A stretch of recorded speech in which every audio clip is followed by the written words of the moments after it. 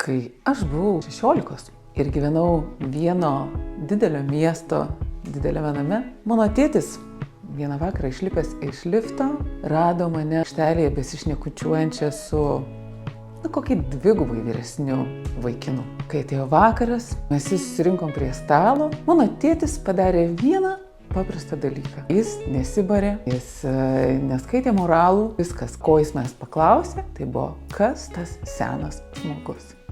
Ta vakarą aš pyktelėjau, po keletos dienų aš labai gerai apgalvojau ir supratau, kad šitas jaunuolis, ne man.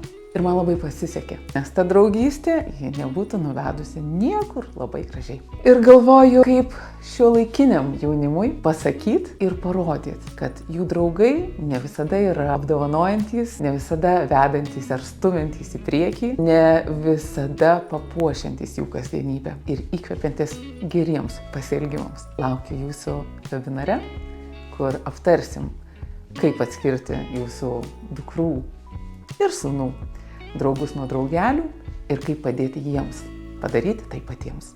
Iki.